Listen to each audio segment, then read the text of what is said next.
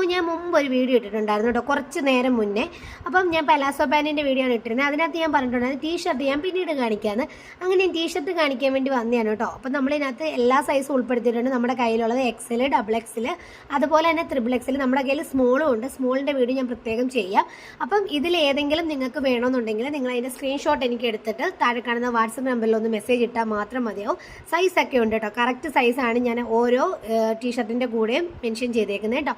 ഇത് ഞാൻ എപ്പോഴും പറയുന്ന പോലെ തന്നെ നല്ല അടിപൊളി ക്ലോത്താണ്.